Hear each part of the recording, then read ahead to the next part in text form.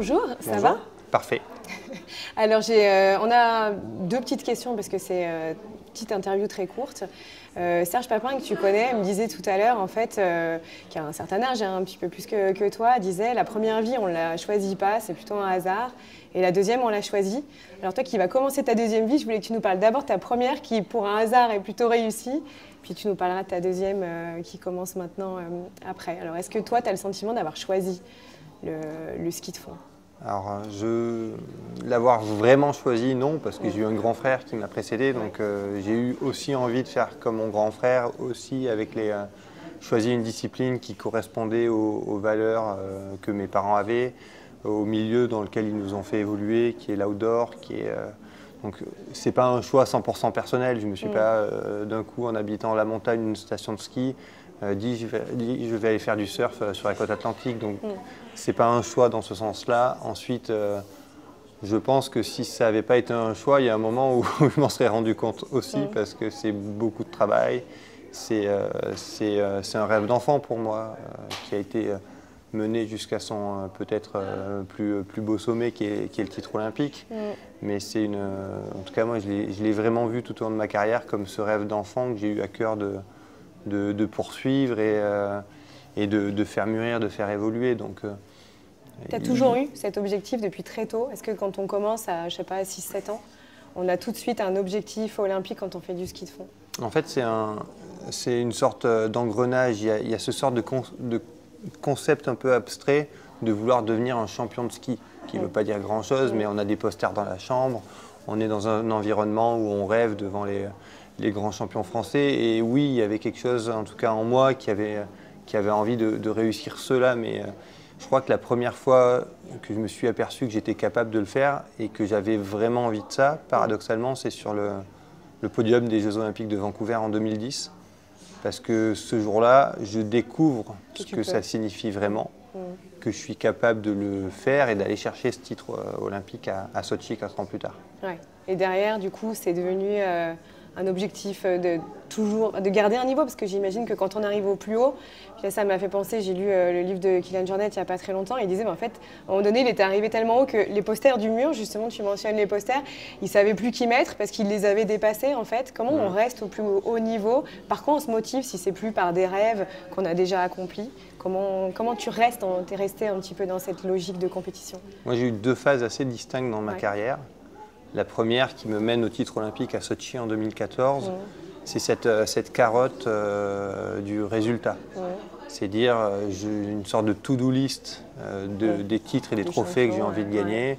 Je veux gagner en Coupe du Monde, je veux être champion du monde, je veux gagner le général de la Coupe du Monde. Et enfin, j'ambitionne plus que tout d'être champion olympique. Moi, ce dernier titre, le titre olympique, je le décroche en 2014 aux Jeux Olympiques de Sotchi. Donc c'est tôt. Et c'est tôt. Je sens que je n'ai pas envie d'arrêter ma carrière là-dessus. Mais par contre, je sens au plus profond de moi que ça va être difficile de continuer à me motiver avec quelque chose que j'ai déjà. Et que pour réaliser l'investissement qu'on doit réaliser quand on veut être un des meilleurs athlètes du monde, il va falloir que je trouve une autre motivation. Et cette motivation, en fait, je la trouve en voulant devenir un meilleur athlète le lendemain que ce que je me suis couché la veille. Et en fait, c'est vraiment une démarche de progression, de maîtrise de ma discipline, quelque chose qui est beaucoup plus finalement sur la manière que sur le résultat. Quasiment de l'esthétique, en fait. Tu avais envie de devenir de plus en plus... Voilà. Et donc j'ai vraiment ces deux phases, une phase sur le résultat, sur le début de ma carrière qui m'a énormément servi aussi parce que j'étais un vrai compétiteur et que ça a toujours fait partie de mon ADN et que ça a été ma façon à moi de me dépasser et d'aller chercher toujours plus haut. Et une fois que j'avais réussi ça, se dire comment je fais pour me réinventer, pour continuer à être performant alors que ce moteur-là, il est épuisé. Donc, trouver cette nouvelle manière, ce nouveau mode de fonctionnement. Ok. Et maintenant, du coup, tu es à la commission des athlètes pour les JO 2024 à Paris et depuis très peu, membre du CIO. Donc, c'est ta deuxième vie qui commence. Toi, qu'est-ce que tu as envie d'accomplir dans cette deuxième vie qui reste très proche du sport, mais avec un petit pas de côté par rapport à la compétition? Alors, ce qui est assez rigolo par rapport à ce que disait Serge, c'est que justement, en ayant une première vie qui a été un peu exposée, ça fait aussi partie de de la façon dont les gens nous voient, dont on est perçu. Et c'est vrai qu'aujourd'hui, je reste et je resterai pour toujours sans doute un athlète à la retraite. Et donc, il faut arriver à créer quelque chose de neuf et à repartir sur un nouveau projet, tout en ayant conscience que cette image-là, on ne l'efface pas d'un coup de gomme. J'ai, paradoxalement, en ayant beaucoup voyagé, en ayant vécu des émotions qui étaient peut-être parmi les émotions les plus fortes à vivre, envie aujourd'hui de plus de simplicité dans ce que je fais, dans ce que je vis au quotidien. J'ai envie d'être plus présent pour mes filles.